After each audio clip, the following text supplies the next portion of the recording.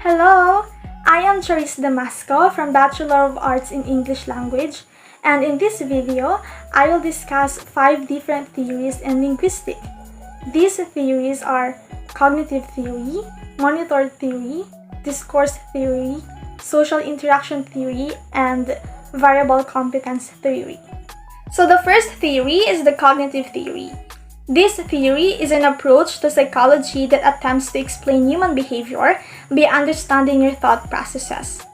In this theory, the emphasis is on the idea that how and what people think leads to the arousal of emotions, and that some thoughts and beliefs lead to the negative emotions and actions, while others lead to positive emotions and behavior. The strength of cognitive psychology, particularly in the treatment of mental illness, can be shown in this application.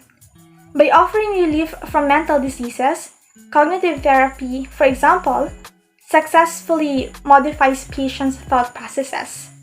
According to Mansell, patients who are treated with cognitive therapy had better outcomes than those who are treated with other psychological therapeutic approaches.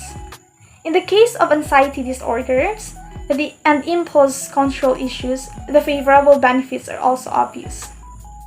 The deterministic nature of the cognitive approach is one of its weaknesses. People learn information through social interactions and direct experiences through the use of schemas, which are mental processors. This is due to the fact that a key assumption of this approach is that mental processes have an impact on how people behave. According to the cognitive theory of learning, learning a second language is a purposeful and reasoned process that involves the use of learning strategies. Learning strategies are special ways of processing information that enhance comprehension, learning, or retention of information. The second theory is monitor theory. This theory, as defined by Krashen, distinguishes two processes that enables learner to develop their language ability: the subconscious acquisition and conscious learning. The monitor theory explains how acquisition and learning interact and how the latter has an impact on the former. According to Krashen, the utterance initiator is the acquisition system, while the monitor or the editor is the learning system.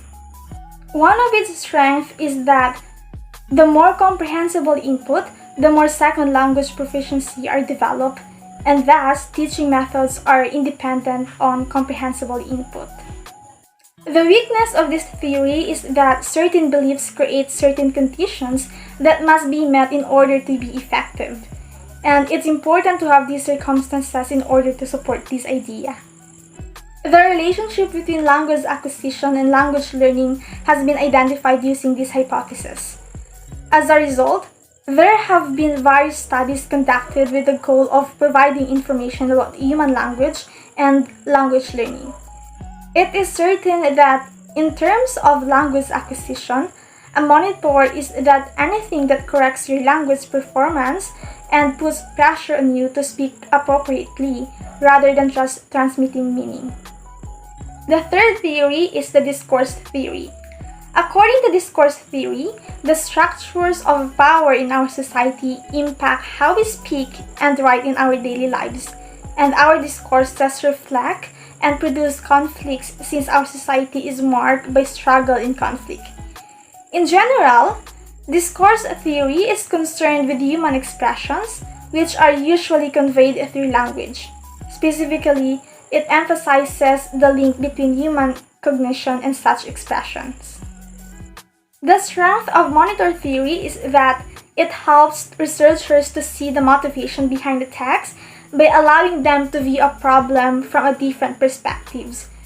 It is useful for studying the underlying meaning of a spoken or written text as it considers the social and historical context. It helps to understand the function of language and how discourse can be used to foster positive social change. Its weakness is that this technique focuses solely on language. Although language may be an important component of public relation practice, it rarely tells the whole story. Consequently, Discourse analysis should be supplemented by other qualitative techniques such as observation or focus group interviewing. Discourse analysis is the examination of language used by members of a speech community. It provides examples of how teachers can improve their teaching practices by investigating actual language use both in and out of the classroom, and how students can learn language through exposure to different types of discourse. The fourth theory is the variable competence theory. According to the variable competence of second language acquisition, the capacity to utilize a second language is more important than the ability to read and write. Within functional domains in linguistic context, language varies consistently, and as a result, interlanguage diversity is also a part of human experience. According to the theory of variable competence, there is no another competence that supports language performance, but rather a capacity that can alter over time. A heterogeneous knowledge that differs depending on speaking style and subject matter is a key component of this skill. Its weakness is that it only focuses on the acquisition of a second language. The difficulty with the variable competence model is that it has serious conceptual problems that need to be addressed. Chomsky developed the distinction between performance and competence because it fits his theory of language and first language acquisition. The relationship of the variable competence to the language learning is the ability to use language varies consistently throughout functional domains and linguistic settings. And this variability is also inherent in interlanguage acquisition. It aids linguists and scholars in thinking more deeply about the process of learning a second language. And the fifth theory is the social interaction theory.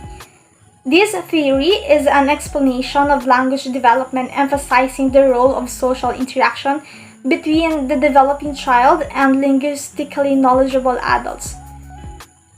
It's also a broad concept that encompasses all aspects of life meant to bring together what is known about social interaction.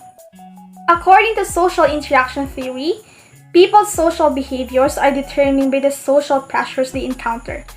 What this means is that behavior is partly created in response to our surroundings, specifically our social groups. One of its strengths is that it focuses on us as individuals rather than dividing us into social groups. It allows us to compare and contrast how we act with different people and how we behave in different situations.